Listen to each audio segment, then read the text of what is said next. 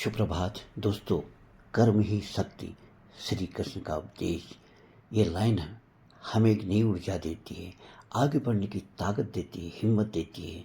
तो जुड़िए हमारे साथ। जब जीवन ढह जाए तब गीता बोलती है।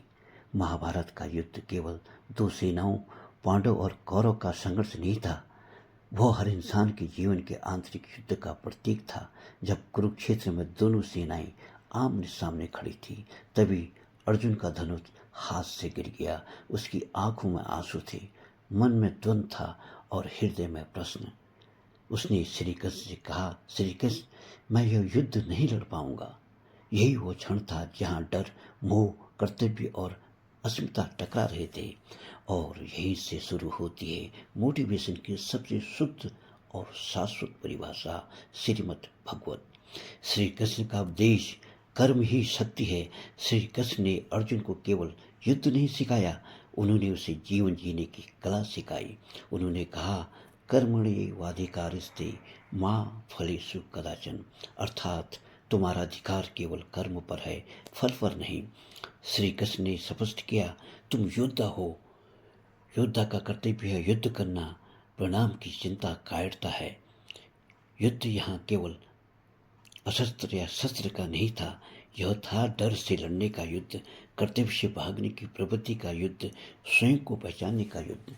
गीता का संदेश आज के इंसान के लिए।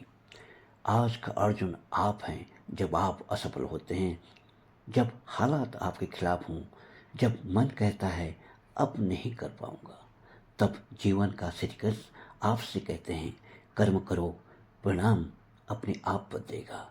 मेहनत करो, ईमानदारी से प्रयास करो, अपने धर्म, अपने कर्तव्य पर टिके रहो, फल की चिंता मत करो।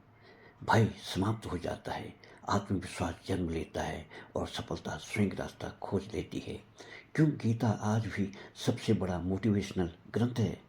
क्योंकि यह सिखाती है हार की समाप्त खड़े होना, क्योंकि यह बताती है कर्तव्य सर्वोपरि है, क्योंकि यह डर को नहीं धर्म को चुनना सिखाती है, क्योंकि यह बाहरी नहीं आंतरिक शक्ति जगाती है।